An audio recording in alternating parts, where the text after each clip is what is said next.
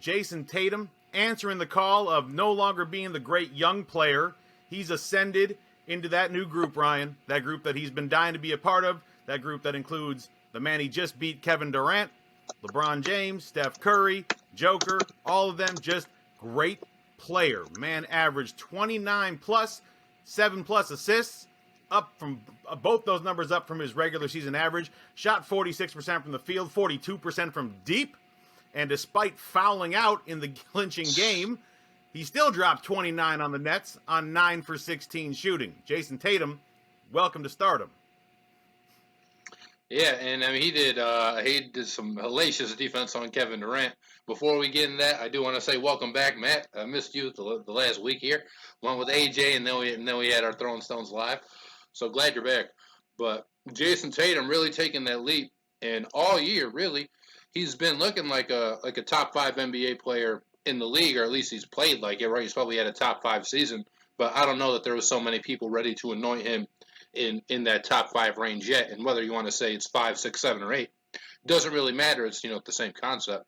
But at least in the first round, he was the best player on the floor, and it's a full floor. It's a floor that included Kevin Durant and Kyrie Irving.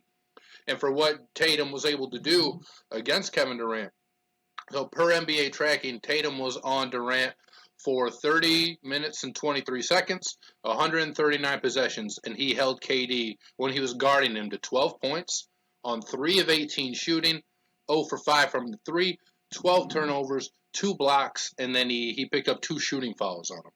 So think 12 points and 12 turnovers when you're the primary defender on Kevin Durant is remarkable, because this is a guy who's looked at as the best scorer in NBA history by a lot of people. I'm someone who holds that opinion.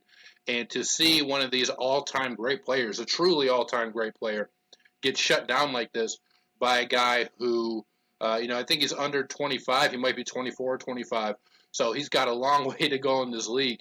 And not that people didn't know about Jayson Tatum before, but this really seemed like it was his coming out party. So the Celtics as a whole obviously played great. You have to be able to sweep any team, not just a team like the Nets. Nobody else has gotten swept, and there's certainly worse teams than the Nets in the playoffs who have obviously picked up some games on their opponents.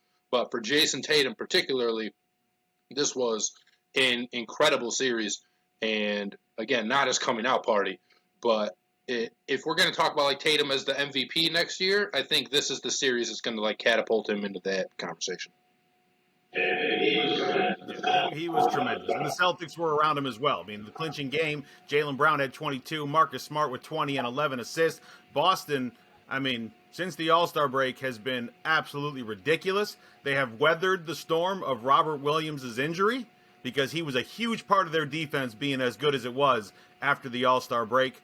Ime Udoka has done a fantastic job as head coach, and this defense is nothing to mess with. It's the best defense in the NBA, definitely left in the playoffs, and it showed against a team in the Nets that, God, I can't think of a bigger disappointment, Ryan. I literally cannot think of a bigger, as bad as the Lakers' disappointment was this year, because these were the two teams. You look at the preseason, who was going to be in the finals? It was Brooklyn, LA.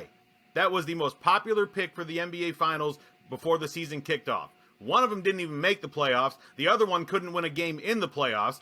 By far the most disappointing year in NBA history for their finals as far as what they thought they were going to get. We got,